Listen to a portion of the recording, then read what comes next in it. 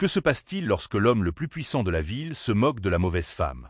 Antoine Dubois est un titan milliardaire qui a tout. Et Lara Moreno est une étudiante et serveuse en difficulté qui n'a rien. Mais lorsqu'elle trébuche dans le restaurant le plus exclusif de Paris, renversant une bouteille de vin à 2000 €, son rire cruel et aboyant déclenche une chaîne d'événements qui fera voler son monde en éclats. Il pensait qu'elle n'était qu'une servante maladroite.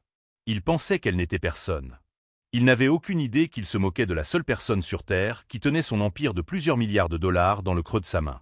Restez à l'écoute pour l'histoire ultime de vengeance, de justice et de rédemption. L'air de l'Orangerie, un sanctuaire de verre et d'acier étoilé Michelin dans le Triangle d'Or, n'était pas destiné à être respiré par des gens comme Lara Moreno. Il était destiné à être sélectionné, filtré et vendu à un prix exorbitant. Ce soir-là, l'air était particulièrement lourd, épais du parfum de la truffe blanche, de l'argent ancien et d'une tempête imminente. Les tempes d'Elara battaient au rythme de la douleur sourde dans ses voûtes plantaires. Elle en était à sa 14e heure d'un double service. Son tablier blanc impeccable, un masque de professionnalisme cachant l'épuisement total en dessous. Son esprit n'était pas sur le vin. Il était sur un examen d'équations différentielles pour lequel elle n'avait pas étudié, et le coût croissant du traitement expérimental de son petit frère. Sur votre gauche, mademoiselle Moreno, murmura Julien le sommelier, sa voix un sifflement bas de désapprobation. Il n'utilisait jamais son prénom. Elle hocha la tête, ajustant sa prise sur le plateau d'argent. Dessus reposait une seule bouteille majestueuse, un Château Margaux 1995, 2400 €, plus que son loyer, ses frais de scolarité et les médicaments de Léo réunis. Elle était destinée à la table 7, l'emplacement de choix du restaurant, actuellement occupé par l'homme qui possédait la moitié de la défense, Antoine Dubois. Dubois n'était pas juste un client. Il était un système météorologique. Le fondateur et PDG de Dubois Global Investment, DGI, était un homme taillé dans le granit et l'arrogance. Il recevait une femme plus jeune, Chloé de Varenne, une mondaine dont les diamants semblaient rivaliser avec les lumières de la ville. Dubois riait, un son rauque et aboyant qui transperçait la révérence feutrée du restaurant. « Le conseil est faible, Chloé, » disait-il, assez fort pour que les tables environnantes entendent. Ils confondent la gentillesse avec la compétence. Je l'ai dit à Mathieu Delorme en face. Tu n'as pas l'estomac pour saigner l'actif. Alors je l'ai fait pour lui. Nous allons vider le fonds de pension d'ici vendredi. Et Lara s'approcha de la table, son cœur un nœud froid d'appréhension. Monsieur Dubois, le Margaux 1995 que vous avez demandé. Il ne la regarda pas. Il fit un geste dédaigneux de la main, toujours fixé sur le regard adorateur de Chloé. Ouvrez-la, ma petite. Et Lara posa le lourd plateau sur le guéridon. Elle présenta la bouteille. Il hocha la tête. Impatient. Elle commença le rituel, le retrait soigné de la capsule, le doux dégagement du bouchon. Ses mains étaient moites. Le plateau était trop près du bord. Cela se produisit en une cascade horriblement lente. Un commis, nouveau et terrifié, tourna le coin trop vite, heurtant le guéridon. Le plateau vacilla. La main d'Elara, glissante de sueur nerveuse, perdit sa prise sur la bouteille. Elle ne se brisa pas. Ce fut pire. La bouteille bascula, tournant sur le plateau comme une torpille. Le long bouchon ancien à moitié sortit céda. Un torrent de vin rouge sombre et inestimable jaillit, traversant le petit espace. Il manqua entièrement Antoine Dubois. Il atteignit Chloé de Varenne. Sa robe Balenciaga blanche immaculée à 20 000 € fut instantanément ruinée. Une carte de cramoisi profond, comme une blessure mortelle, s'étendit de sa poitrine à ses genoux. Le restaurant devint silencieux. Une fourchette tomba. La bouche de Chloé s'ouvrit en un « oh » parfait d'horreur. Et Lara se figea, son sang se glaçant. Je suis tellement. Et puis Antoine Dubois rit. Ce n'était pas un petit rire. C'était un rugissement fort, déchirant, méprisant. Il se pencha en arrière dans sa chaise et rit à la vue de sa compagne, trempée de vin, et d'Elara, qui se tenait tremblante, son visage blanc comme un linge. « Mon Dieu, Chloé, gronda-t-il. Tu as enfin trouvé une couleur qui te donne un peu de personnalité. » Des larmes d'humiliation montèrent aux yeux de Chloé. Elle jeta sa serviette et s'enfuit vers les toilettes. Antoine Dubois tourna enfin son regard vers Elara. Ses yeux n'étaient pas amusés. C'étaient des éclats de glace. « Avez-vous la moindre idée de ce que vous venez de faire ?» dit-il, sa voix baissant à un ronronnement dangereux. « Monsieur Dubois, je suis tellement. » C'était un accident. Un accident. Il se pencha. Certaines personnes sont nées pour construire des empires. D'autres, il fit un geste vers elle, le vin renversé, le commis en fuite, sont nées pour servir et renverser. Il semble que vous ayez trouvé votre place dans la vie, bien que vous ne soyez pas particulièrement doué pour ça. » Et Lara sentit le sang lui monter au visage. Ce n'était pas seulement de l'embarras. C'était une pointe de rage blanche et brûlante. « Monsieur, s'est déplacé. » Son sourire s'évanouit. « Excusez-moi. Je m'excuse pour le vin. C'était un terrible accident, mais je n'accepterai pas qu'on me parle de cette façon. » Dubois la fixa pendant une longue seconde, comme si elle était un insecte curieux. Il leva alors un doigt, convoquant le directeur, Monsieur Durand, qui se précipitait déjà, le visage cendré. « Durand, » dit Dubois, sa voix plate. « Virez-la. »« Monsieur Dubois, s'il vous plaît, » balbutia Durand. « Elle est l'une de nos. » « Virez-la maintenant et ajoutez la bouteille de vin à 2400 € plus les 20 000 € pour la robe de mademoiselle de Varenne à ma note. » Et puis il ajouta, « Offrez-moi tout ça. Je ne paie pas pour ce cirque. » Il jeta sa propre serviette sur la table et se leva. « Mais monsieur, je ne peux pas. » « Elle ne peut pas. »« Durand, » dit Dubois, boutonnant sa veste. « Vous pouvez la virer, ou je peux appeler votre propriétaire, Robert Delacroix, et le faire vous virer. À vous de choisir. » Monsieur Durand se tourna vers Elara, ses yeux suppliants. « Elara, vos affaires. S'il vous plaît, partez. » Elara regarda du directeur sans épine dorsale au milliardaire imposant. Elle vit le sourire en coin jouer sur ses lèvres. Il avait apprécié. Il avait apprécié la destruction. Elle défit son tablier, ses mains tremblant d'adrénaline. Elle ne dit pas un mot. Elle posa le tablier souillé sur le plateau de service, soutint le regard d'Antoine Dubois pendant une seconde brûlante et sortit. Elle atteignit la sortie du personnel avant que le premier sanglot ne s'arrache de sa gorge. Un son sec, rauque de désespoir. Elle n'était pas seulement virée. Elle était humiliée. Et elle n'avait aucune idée de comment elle allait payer son loyer, et encore moins sauver son frère. Le grondement du métro sur la ligne 6 était la seule transition d'Elara de la cage dorée de l'orangerie à la réalité exiguë de son appartement de Belleville. Elle partageait le 3 pièces avec 2 autres étudiantes, et sa part du loyer était désormais une bombe à retardement. Elle entra dans l'appartement à 2 heures du matin. Sa colocataire, Sophie, dormait sur le canapé, la télévision vacillant avec des rediffusions. Sur le frigo, un dessin de son frère Léo était maintenu par un aimant. C'était un super-héros, bio-garçon, tirant des rayons verts sur un monstre étiqueté « Pollution ». Elara glissa sur le sol, le dos contre les placards de la cuisine, et laissa le poids total de la nuit s'écraser sur elle. Ce n'était pas seulement le travail. C'était la façon dont cela s'était produit. Le rire. Certaines personnes sont nées pour servir. La colère revint, froide et tranchante, éclipsant le désespoir.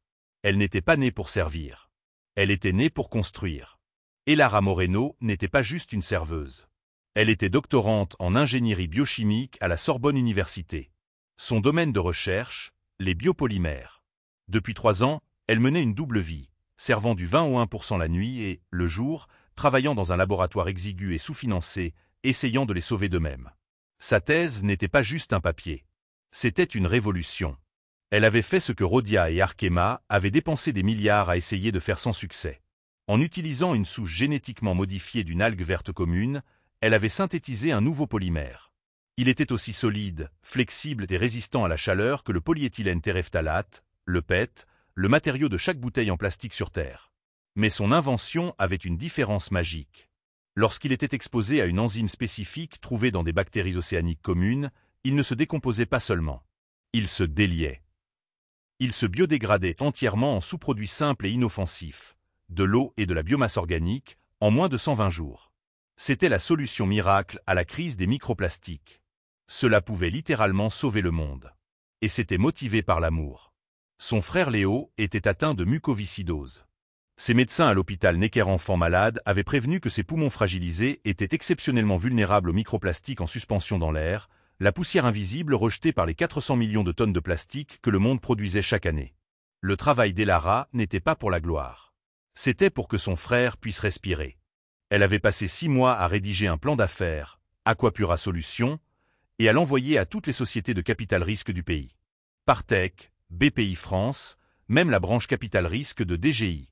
Les rejets s'empilaient sur son bureau. Stade trop précoce.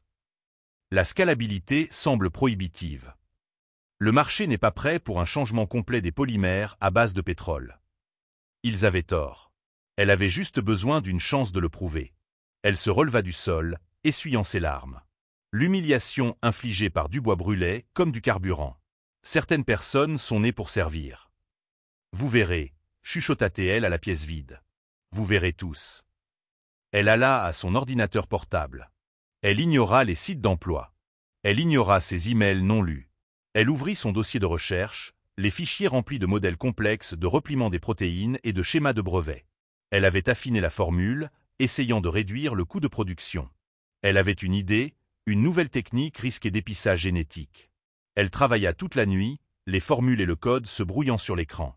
Le soleil se levait, peignant le ciel parisien d'un violet contusionné lorsque son téléphone vibra. C'était un email de sa directrice de thèse, la professeure Evelyne Renaud.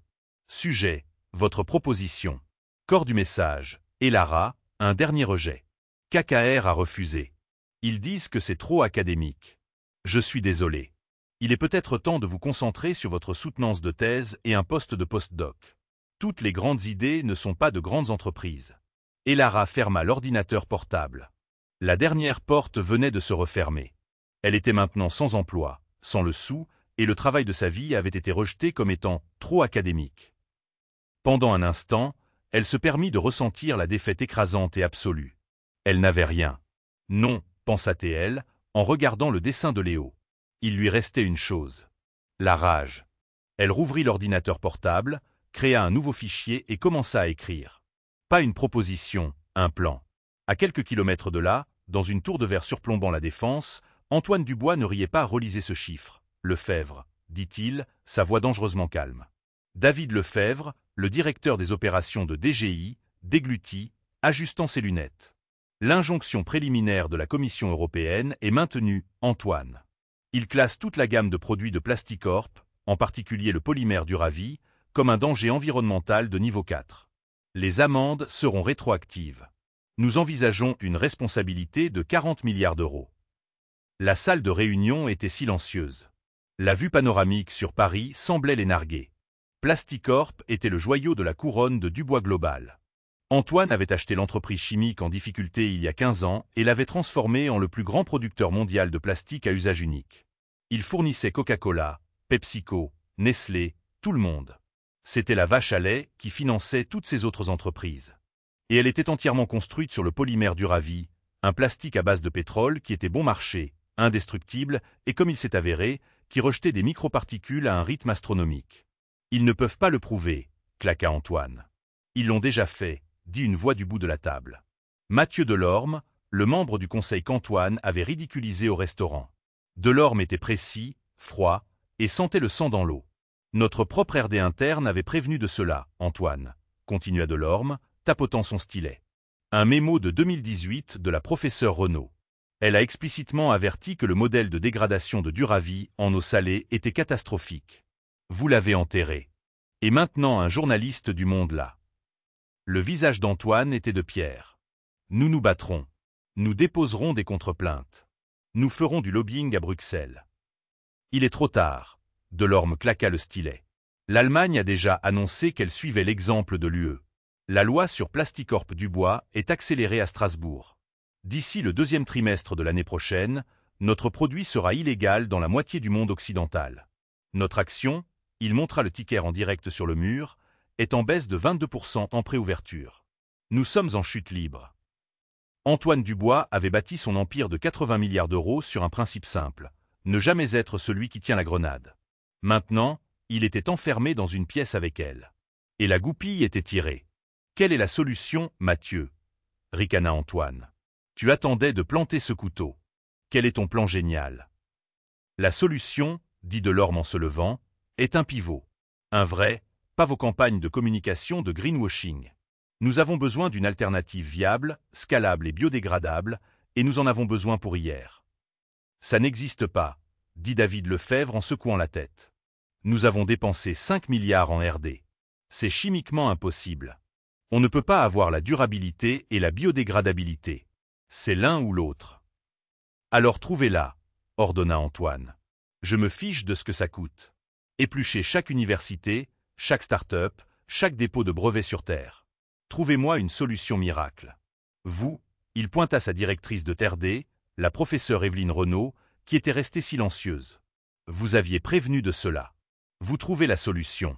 Vous avez 72 heures ou vous êtes tous virés.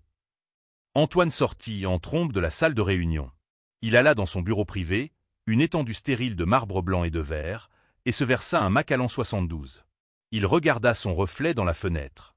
Le titan invincible, l'homme qui pouvait virer une serveuse d'un mot. Il était terrifié.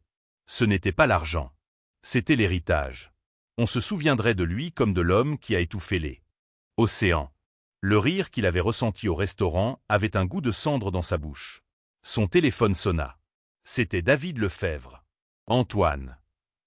La voix de David était tendue, haletante. Je crois que la professeure Renaud a trouvé quelque chose. Vous n'allez pas le croire. C'est un mémoire de thèse d'une doctorante à la Sorbonne. Une étudiante, se moqua Antoine. Antoine, la science est réelle. C'est évalué par les pairs. Elle l'a fait. Elle a synthétisé un polymère 100% biodégradable à partir d'algues avec la résistance à la traction du PET. Le brevet est en instance. Ça s'appelle Aquapura. L'inventrice, son nom est Moreno. Antoine sentit une lueur d'espoir. Moreno. Bien. Trouvez-la. Achetez-la. Faites-la venir. Peu importe ce qu'il faut. Envoyez le jet. Offrez-lui, je ne sais pas, 5 millions d'euros pour le brevet. Non, 10. Faites-le, c'est tout. Tout de suite, Antoine. Antoine raccrocha. Moreno. Une brillante professeure intello. Sans aucun doute. Il achèterait son brevet, serait salué comme un sauveur, et enterrerait Mathieu Delorme. La crise semblait déjà moins grave. Il prit une gorgée de scotch. C'était facile, vraiment. Tout le monde avait un prix. La professeure Evelyne Renaud n'avait pas dormi depuis 48 heures. C'était une bonne scientifique, une femme morale piégée dans une entreprise immorale. Son mémo de 2018, celui qu'Antoine Dubois avait enterré, avait été sa bataille perdue d'avance. Maintenant, ce mémo était son levier. Elle avait cherché dans une base de données de revues académiques obscures en prépublication quand elle l'avait trouvé. L'article de Moreno. Ce n'était pas juste bon. C'était révolutionnaire. C'était élégant. Elle avait résolu le problème du repliement des protéines qui avait déconcerté tout son département de R&D à 500 millions d'euros par an. Elle l'avait fait, supposa-t-il, avec un financement quasi nul. Il a retracé le dépôt de brevet. Les informations de contact menaient à une adresse e-mail universitaire. Il avait envoyé une première demande par email de la part de la R&D de Dubois Global Investment, qui avait été ignorée. Il a essayé d'appeler le numéro sur le dépôt. Il est tombé sur une messagerie vocale sèche. Le temps est écoulé. Renaud aboya la voix d'Antoine par le haut-parleur. Où est-elle? Est-elle dans le jet? Monsieur, nous avons du mal à la contacter, dit Renaud en sueur. Elle ne répond pas à nos premières approches. Quelles approches? Rugit Antoine. Lui avez-vous offert les 10 millions? Nous n'avons pas pu faire l'offre, monsieur. Elle semble ne pas être répertoriée. Inacceptable, hurla Antoine. Vous trouvez 7 Moreno. Utilisez l'équipe de sécurité. Utilisez des détectives privés. Je la veux dans mon bureau demain ou je veux votre démission. La ligne se coupa. Renaud, désespérée, fit quelque chose qu'elle faisait rarement. Elle contourna le protocole de l'entreprise et effectua une vérification approfondie de ses antécédents. Elle trouva son adresse à Belleville. Elle trouva son lien avec le service de mucoviscidose de l'hôpital Necker. Et elle trouva son historique d'emploi le plus récent. Elle fixa l'écran. Serveuse. Restaurant l'Orangerie. Contrat terminé le 25 octobre. Il y a 3 jours. La professeure Renaud sentit une peur froide lui glacer le sang. Elle se souvint des rumeurs du service juridique. Dubois était à l'Orangerie le 25. Il y avait eu un incident, un appel furieux de Robert Delacroix, le propriétaire du restaurant, au sujet du comportement de Dubois et de la ridicule note offerte de 22 400 €. Oh non, murmura Renaud. Ça ne peut pas être. Elle fit une recherche d'images. Elara Moreno, Sorbonne Université, déjeuner des femmes en sciences. La photo était lumineuse, professionnelle. La femme avait des yeux sombres et intelligents et une mâchoire déterminée. Il la compara ensuite avec le registre du personnel de l'Orangerie. La photo du dossier était granuleuse, mais c'était elle. La professeure Renaud prit son téléphone. C'était un appel qu'elle ne pouvait pas laisser Antoine Dubois passer. Elle devait appeler David Lefebvre. David, dit Renaud, sa voix tremblante. Nous avons un problème. Un problème de code rouge. Qu'est-ce que c'est? Un concurrent l'a eu. Non, pire. Je pense qu'Antoine la connaît. Et Lara n'avait pas dormi. Elle avait fait tourner des simulations sur le supercalculateur de l'université, financé par ses dernières maigres économies. La nouvelle formule fonctionnait. Elle réduisait les coûts de production de 60%. Elle avait maintenant une arme. Elle rangeait son petit bureau dans le laboratoire lorsque son téléphone, un iPhone vieux de 5 ans à l'écran fissuré, sonna. C'était un numéro inconnu. Est-ce bien Lara Moreno? La voix était masculine, prudente. Qui est à l'appareil? Je m'appelle David Lefebvre. Je suis le directeur des opérations de Dubois Global Investment. Et Lara arrêta de respirer. Son sang se glaça. DGI. Comment avez-vous eu ce numéro? Mademoiselle Moreno, votre recherche? Elle a attiré notre attention. C'est magnifique. Nous aimerions discuter d'une acquisition potentielle. Monsieur Dubois lui-même aimerait vous rencontrer aujourd'hui. Nous pouvons avoir une voiture pour vous dans 30 minutes. L'esprit d'Elara s'emballa. Il voulait la voir. Il ne savait pas. Il était impossible qu'il sache. Le nom Moreno sur un papier était complètement déconnecté de l'Elara sur un badge de serveuse. C'était ça. C'était le moment. L'univers n'avait pas seulement claqué une porte. Il avait ouvert une fournaise. Monsieur Lefebvre, dit Elara, sa voix incroyablement calme. Je ne suis pas intéressé par une acquisition, et je ne monterai pas dans une voiture. Si Monsieur Dubois veut me parler, il peut libérer son emploi du temps. Je serai à votre siège à 16 heures. Et Monsieur Lefebvre, oui, j'amènerai mon propre conseil juridique. Elle raccrocha. Elle n'avait pas de conseil juridique. Elle appela Sophie, sa colocataire en prépa droit. Sophie, mets ton meilleur tailleur. Tu es maintenant mon avocate. Ne dis pas un mot. Aie juste l'air intelligente et prends des notes. À 15h55, Lara Moreno entra dans le hall de la tour DGI. C'était une cathédrale de marbre noir conçue pour que les gens se sentent petits. Lara portait son seul bon tailleur, une trouvaille bleu marine d'une friperie. Elle se sentit un instant comme une imposture. Puis elle se souvint de son rire. Sa colonne vertébrale se transforma en acier. David Lefebvre et la professeure Renaud les accueillirent dans le hall. Renaud avait l'air d'être sur le point d'être malade. Lefebvre n'était que sourire forcé. Mademoiselle Moreno. Mademoiselle. C'est mon associé, dit Lara, le coupant. Elles furent escortées au bureau du 80e étage. Antoine Dubois se tenait près de la fenêtre, le dos tourné, regardant sa ville. Monsieur Dubois, dit nerveusement Lefebvre. Voici Moreno. Antoine se retourna, un sourire de requin déjà sur son visage, la main tendue. Mademoiselle Moreno, un plaisir. On me dit que vous êtes une faiseuse de miracles. Son sourire se figea. Il ne vacilla pas seulement, il se brisa. Le sang quitta son visage. Il la regarda, les yeux intelligents, le visage déterminé. Il la regarda et il vit le tablier blanc. Il vit le vin rouge. Il entendit son propre rire. Et Lara le fixa simplement. Elle ne sourit pas. Elle ne tendit pas la main. Monsieur Dubois, dit-elle, sa voix claire et froide. Antoine Dubois, pour la première fois de sa vie d'adulte, resta sans voix. Il recula physiquement comme si elle l'avait giflé. Vous, balbutia-t-il. Le restaurant. Oui, dit Lara. Le restaurant où vous m'avez fait virer pour un accident, où vous m'avez dit que j'étais né pour servir. David Lefebvre et la professeure Renaud semblaient vouloir se téléporter. Maintenant, continua Lara, passant devant lui et s'asseyant à son immense table de conférence en acajou. Je crois que vous avez quelques problèmes. Antoine était toujours debout, son esprit dans un crissement de dissonance cognitive, la serveuse maladroite et la scientifique de génie. C'était la même personne. Sortez, murmura-t-il. Pardon? Demanda Lara. Sortez, rugit-il, son sang-froid se brisant. C'est un piège, un coup monté. Vous essayez de me faire chanter. Je suis ici, dit Lara, sa voix s'élevant pour rencontrer la sienne, parce que votre directeur des opérations m'a invité. Je suis ici parce que mon article, celui que votre directrice de TRD, la professeure Renaud, a vérifié, est la seule chose qui puisse sauver votre entreprise de l'insolvabilité. Ai-je tort, professeur Renaud? La professeure Renaud, pâle comme un fantôme, ne put que secouer la tête. Non, elle a raison, monsieur. La science est parfaite. Antoine la fixa, la poitrine haletante. Le piège était tendu, et c'était lui qui était dedans. Il s'effondra dans sa chaise, l'image de la défaite. « Que voulez-vous ? » ?»« Oh, je ne suis pas ici pour un travail, monsieur Dubois.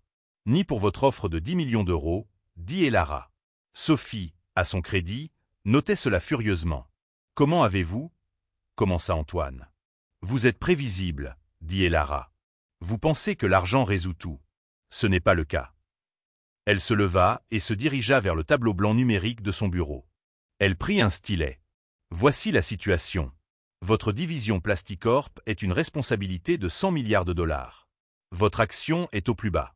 L'UE et l'Allemagne sont sur le point de légiférer pour interdire votre produit principal. Vous avez, j'estime, 6 jours avant que vos investisseurs ne demandent un vote d'urgence et vous remplacent par Mathieu Delorme. » Antoine tressaillit.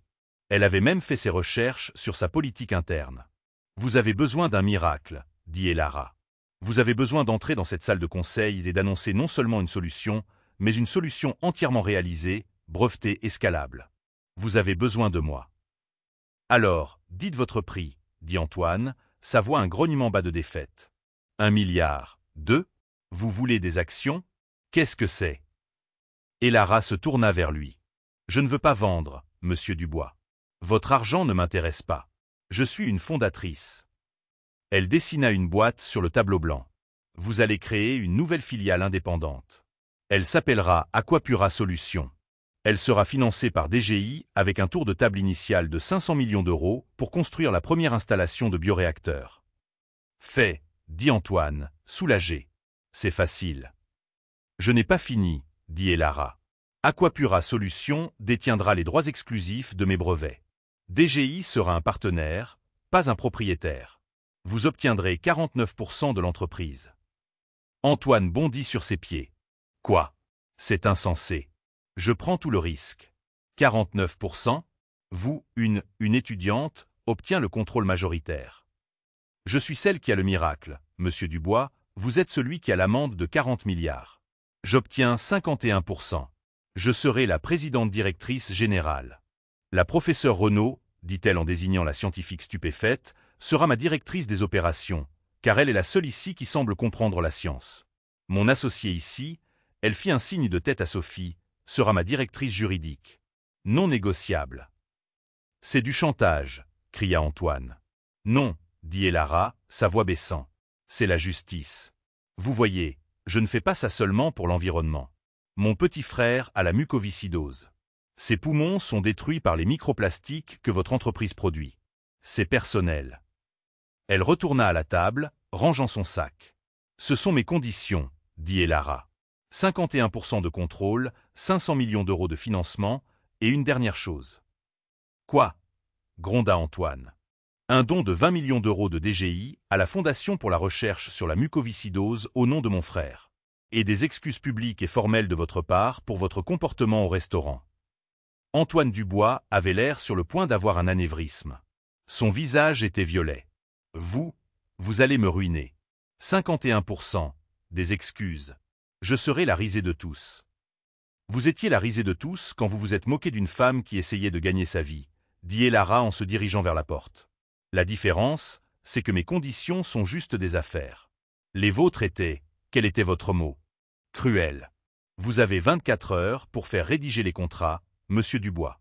Si je n'ai pas de nouvelles de vos avocats d'ici 16 heures demain, je m'en vais. Et j'emmène mon article académique chez Apex Venture. J'ai entendu dire qu'ils sont très intéressés à dévorer vos parts de marché. » Elle ouvrit la porte. « Attendez » appela Antoine, désespéré. Elara s'arrêta, regardant l'homme le plus puissant de Paris, qui semblait maintenant petit et pathétique, piégé dans sa boîte de verre. « Vous pensiez que je n'étais personne, Antoine, » dit-elle, utilisant son prénom pour la première fois. « Vous allez découvrir à quel point vous aviez tort. » Tic-tac.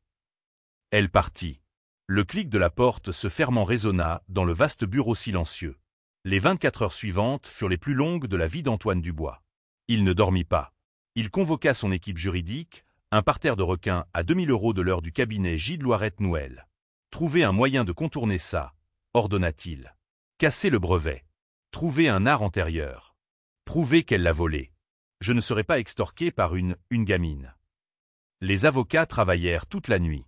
Ils revinrent à 7 heures du matin, le visage sombre. « Monsieur Dubois, dit l'avocat principal, c'est bétonné.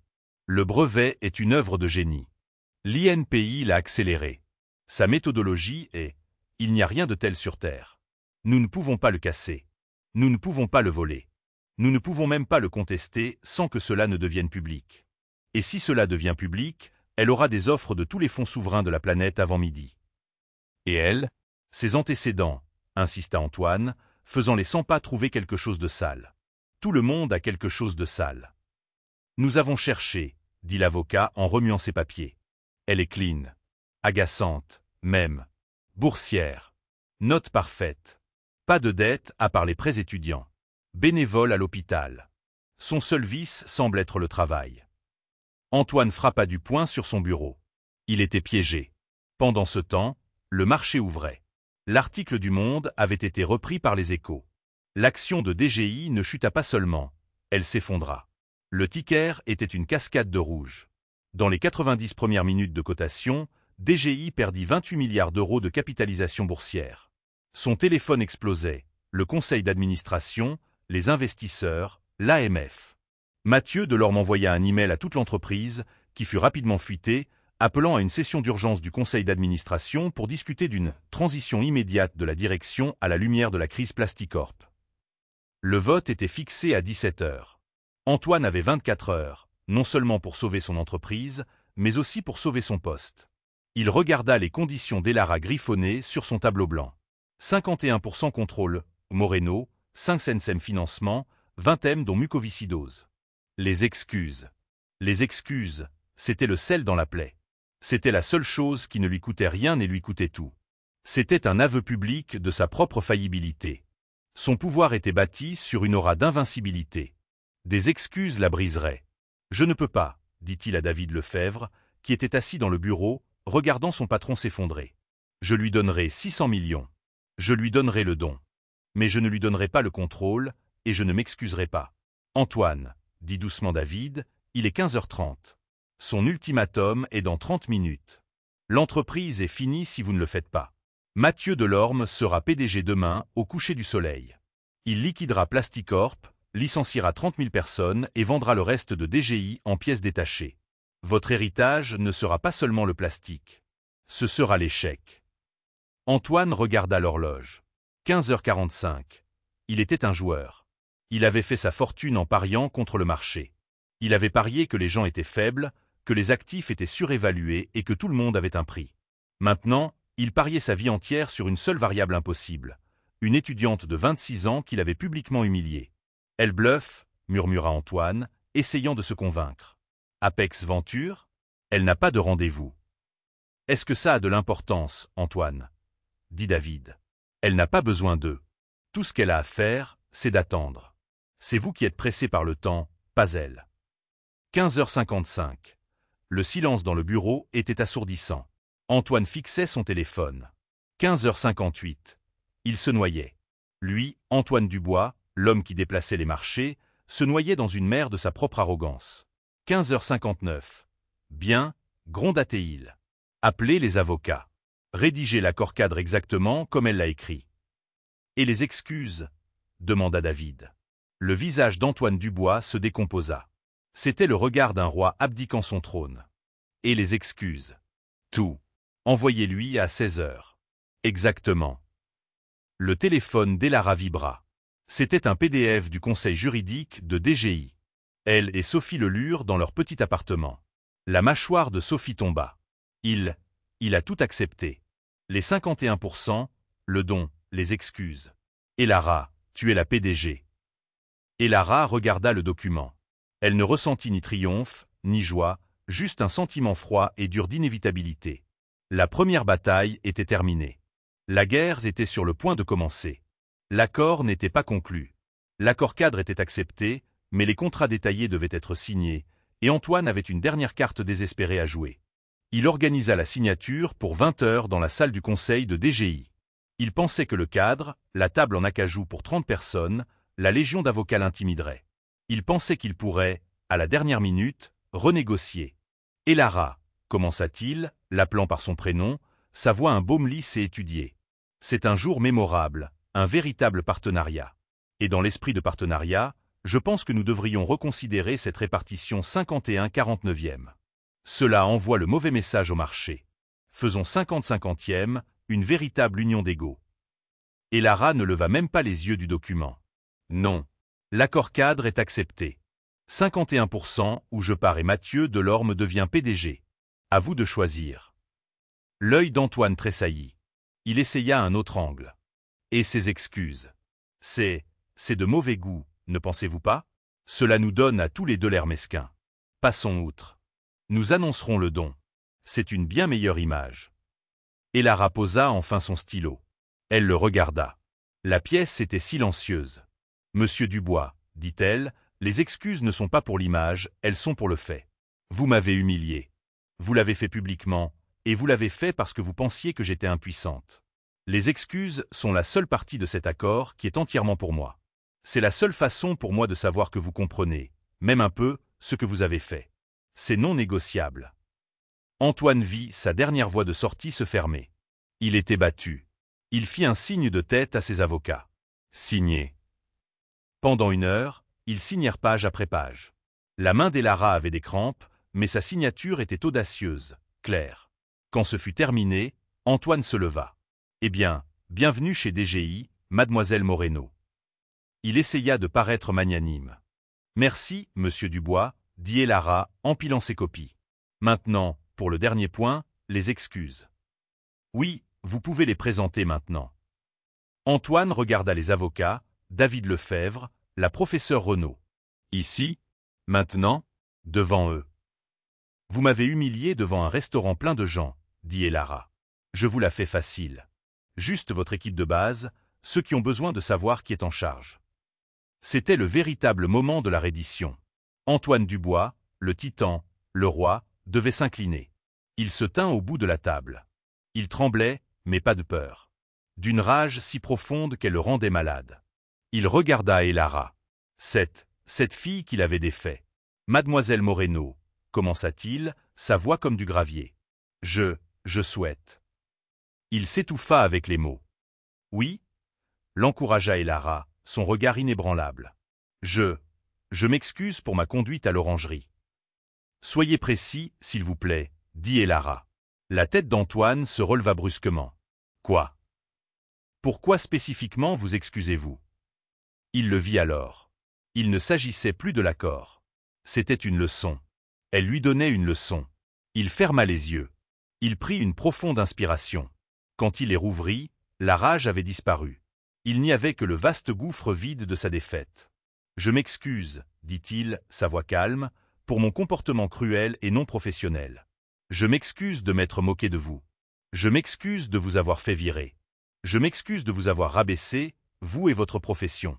Ma conduite était inexcusable. Elara soutint son regard. Et? Il était perdu. Et vous aviez tort, dit doucement Elara. Il la fixa. J'avais tort. J'avais tort à votre sujet. Elara hocha la tête une fois. Merci, Antoine. J'accepte vos excuses. La tension dans la pièce se brisa. Les avocats commencèrent à remuer des papiers, impatients de partir. Mais Antoine ne bougea pas. Il regardait juste Elara. Vous l'avez vraiment, n'est-ce pas? Murmura-t-il pour qu'elle seule puisse l'entendre. Là, la solution. Oui, dit-elle. Nous l'annonçons demain pour sauver votre entreprise. Non, dit-il en secouant la tête. Pas mon entreprise. La vôtre. Il baissa les yeux sur ses mains, puis sur elle. C'était un homme mis à nu. Il venait de céder le contrôle de son empire. Il venait d'être forcé de s'excuser. Il avait tout perdu. Et pourtant, l'action s'était déjà stabilisée sur la rumeur d'un accord. L'entreprise était sauvée. Son héritage était sauvé. Par elle. Le script demandait une génuflexion.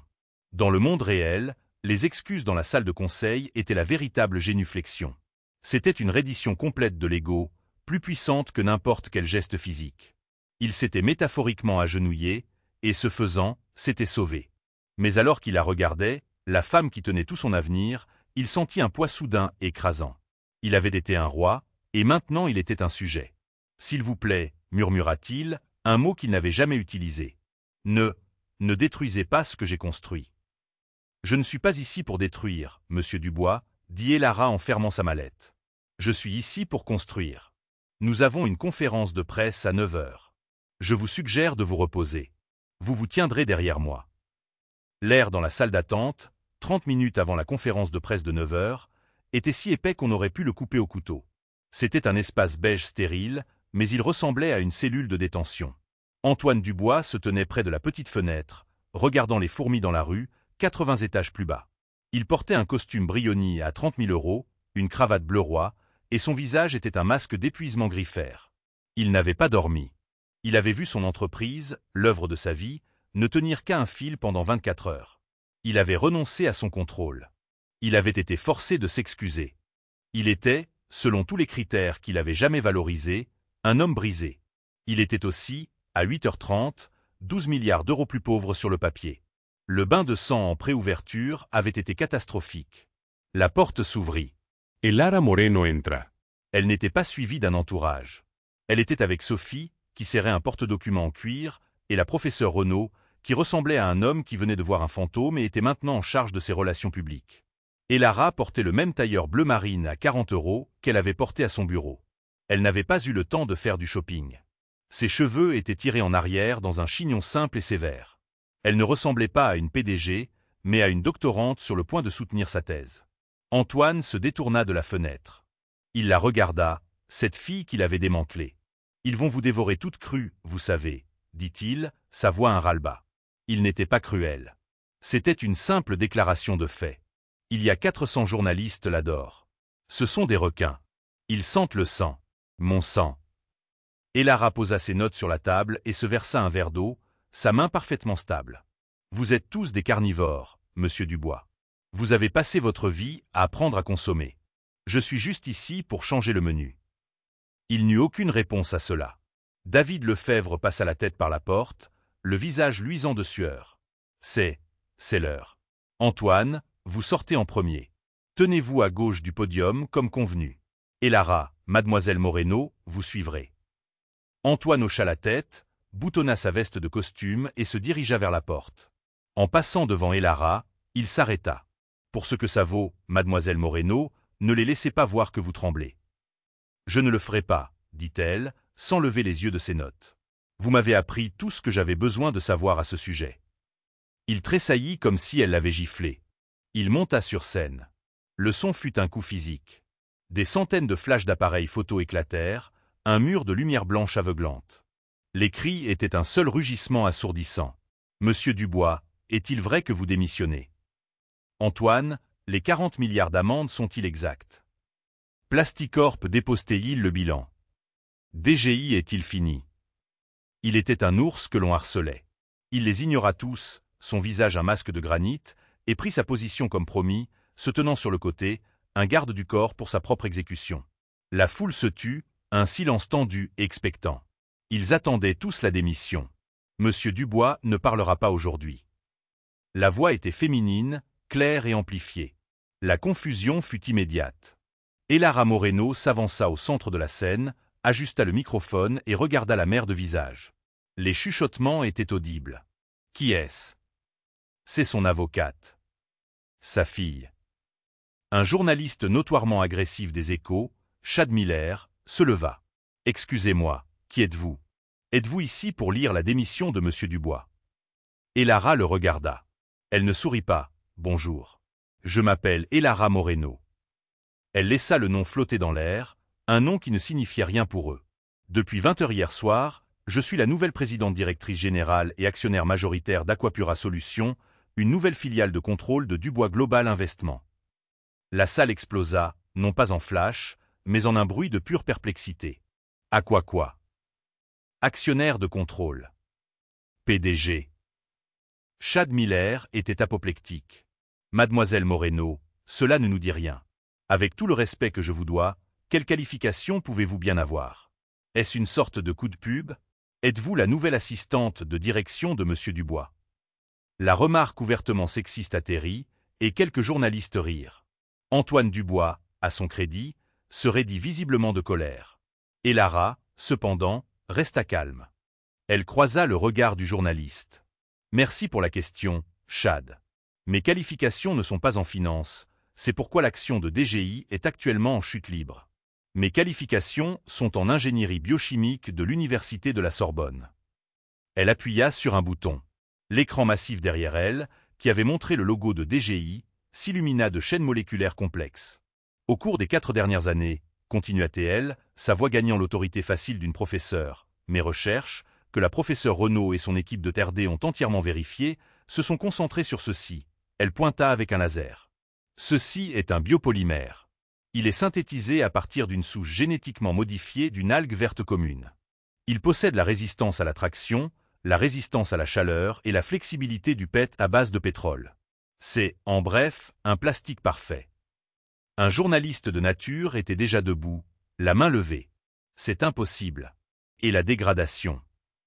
Et Lara lui sourit. Bonne question. Ce polymère a une obsolescence programmée. Lorsqu'il est exposé à une enzyme océanique commune spécifique, il se délie. Il se biodégrade entièrement en eau inoffensive et en biomasse organique. Pas en 500 ans, en 120 jours. On aurait pu entendre une mouche voler. Les scientifiques dans la salle comprenaient. Les journalistes financiers savaient juste que le mot « impossible » avait été défié. Elle l'a fait, murmura la professeure Renaud à David Lefebvre depuis les coulisses. Elle l'a résolu. Et Lara passa à la diapositive suivante. C'était le logo de Plasticorp avec un X rouge dessus. C'est pourquoi, avec effet immédiat, la division Plasticorp de DGI cessera toute production de son polymère Duravi. C'était la bombe. C'était la nouvelle. La salle sombra dans un pandémonium total. Les journalistes criaient dans leur téléphone. Ils arrêtent tout. Ils ferment Plasticorp. Ils ont une solution. Une vraie solution. Le son percussif et frénétique d'une centaine de personnes tapant en même temps remplit la pièce. Et Lara attendit patiemment que le rugissement s'apaise. « Nous ne fermons pas, » dit-elle, sa voix tranchant le bruit. « Nous pivotons. Aquapura Solutions va rééquiper les 74 usines de Plasticorp dans le monde pour commencer immédiatement la production à grande échelle de ce nouveau polymère. Nous ne nous contenterons pas de respecter les nouvelles normes environnementales de l'UE. Nous établirons la seule norme. » Une main se leva au premier rang. C'était le journaliste de l'AFP. « Mademoiselle Moreno, vous venez de décrire un brevet potentiellement d'1 billion de dollars. Pourquoi diable s'associer avec DGI? Pourquoi s'associer avec l'homme qui, elle fit un geste vers Antoine, est responsable de la crise en premier lieu? Pourquoi ne pas aller voir du capital risque? Pourquoi donner une bouée de sauvetage à cet homme? » C'était la question. Tout le monde se tourna pour regarder Antoine. Il était rigide, se préparant à ce qu'elle le déchire publiquement. Et Lara regarda le journaliste, puis pendant un instant, son regard croisa celui d'Antoine. Il ne vit aucune malice dans ses yeux, seulement un pragmatisme froid et dur. « J'ai vu les lettres de rejet du capital risque, » dit Lara, sa voix calme mais ferme. « Ils ont qualifié mon travail de « trop académique ». Ils ont qualifié la scalabilité de « prohibitive ». Ils voulaient une stratégie de sortie sur 5 ans. Je ne suis pas intéressé par une sortie. Je suis intéressé par un avenir. Elle se tourna vers la foule. Pour réparer cette planète, je n'ai pas besoin d'une poignée de business angels à la station F. J'ai besoin d'un titan industriel. DGI a les usines, la distribution, la logistique mondiale. Monsieur Dubois, dit-elle en lui faisant un geste, a construit le système de livraison de plastique le plus efficace de l'histoire. Il était juste pointé dans la mauvaise direction. Je suis ici pour le pointeur dans la bonne. La salle entière était en train de traiter la nouvelle réalité. Ce n'était pas une démission. C'était une révolution. Mais ce n'est pas seulement des affaires, dit Lara, et sa voix changea. L'acier s'adoucit. Pour moi, cela a toujours été personnel. Elle cliqua sur la télécommande. La dernière diapositive apparut. Ce n'était pas un graphique. C'était une photo de son frère Léo. Il avait 8 ans, assis sur un banc de parc, un t-shirt bio-garçon sur lui, souriant, un tube d'oxygène attaché à son nez. La salle, si bruyante quelques instants auparavant, était maintenant d'un silence de mort. « C'est mon frère Léo, » dit Lara. Et pour la première fois, sa voix était épaisse d'émotion. Il a la mucoviscidose. Ses poumons sont lentement, irréversiblement marqués par le monde que nous avons créé. Par les microplastiques invisibles en suspension dans l'air que vos produits, elle jeta un coup d'œil à Antoine, ont répandu dans notre air et notre eau pendant des décennies. Je n'ai pas fait ça pour le cours d'une action. Je l'ai fait pour que lui et des millions comme lui puissent respirer. Elle prit une inspiration, se reprenant. Et pour prouver que notre nouvelle mission en est une de santé, corporative, environnementale et personnelle, le premier acte officiel d'Aquapura est un don de 20 millions d'euros à la Fondation pour la recherche sur la mucoviscidose pour aider leur recherche. Elle regarda la presse. Nous ne nettoyons pas seulement les océans. Nous nettoyons l'air. Des questions. Pendant une seconde, personne ne bougea. Puis les applaudissements commencèrent. Ce n'étaient pas les applaudissements polis d'une conférence de presse. C'était une ovation debout, tonitruante, roulante. Les journalistes blasés et cyniques étaient debout. Ils n'assistaient pas seulement à un sauvetage d'entreprise. Ils assistaient à l'histoire. Dans une salle de contrôle au bout du couloir, David Lefebvre et la professeure Renaud regardaient le ticker de l'action DGI. Il avait été figé dans une chute libre. Alors que les mots d'Elara, 100% biodégradable, rééquipement, breveté, frappaient les fils de presse, la ligne s'arrêta. Puis elle tourna. Elle ne grimpa pas seulement. Elle explosa. Elle devint une ligne verte verticale. « Mon Dieu !» murmura David. Elle était en hausse de 150%, 170%, 210%. Elle n'a pas seulement sauvé l'entreprise, Evelyne, dit David en lui serrant le bras. Elle vient de créer la société la plus précieuse sur Terre. Au fond de l'auditorium, Mathieu Delorme, l'homme qui était à quelques heures de s'emparer de l'entreprise, se leva. Son visage était un masque d'incrédulité et de fureur pure et sans mélange. Il avait été mis échec et mat par un fantôme. Il se tourna et sortit par la sortie de secours. Un fantôme à son propre enterrement. Sur scène, Elara fut assaillie. Journalistes, scientifiques, même des concurrents se pressaient, criant des questions, des félicitations. Elle était posée, brillante et en contrôle total. Il fallut 1 heure pour que la foule se disperse. Antoine était resté à sa place, une statue regardant son propre héritage être réécrit par la femme dont il s'était moqué. Il était plus riche qu'il ne l'avait jamais été. Son nom, autrefois destiné à l'infamie aux côtés des rois de l'amiante, était maintenant attaché au plus grand pivot environnemental de l'histoire. Tout cela à cause d'elle. Elle s'approcha enfin, ramassant sa bouteille d'eau. Elle avait l'air fatiguée mais triomphante. « Mademoiselle Moreno » commença-t-il, sa voix. « Elara » le corrigea-t-elle. Mais doucement cette fois. « Nous sommes partenaires, Antoine. » Il hocha la tête, le nom sonnant étrange dans sa bouche. « Elara, c'était remarquable. Vous m'avez sauvé. Vous avez sauvé mon nom. » « Nous nous sommes sauvés l'un l'autre, » dit-elle en regardant la salle qui se vidait. « Vous avez bâti un empire sur la force. C'était puissant, mais fragile. Il était construit pour prendre. Il allait toujours se briser. Vous ne saviez simplement pas quand. » Il la regarda vraiment. La serveuse, l'étudiante, la PDG. « Et vous, qu'est-ce que vous construisez ?»« Je ne prends rien, » dit-elle. « Je fabrique quelque chose. Vous avez bâti votre fortune en enterrant vos problèmes, en enterrant les mémos de la professeure Renaud. Je construis la mienne en les résolvant. » Antoine Dubois regarda cette jeune femme de 26 ans qui tenait maintenant tout son avenir, toute son histoire dans sa main. Il ressentit quelque chose qu'il n'avait pas ressenti depuis 30 ans.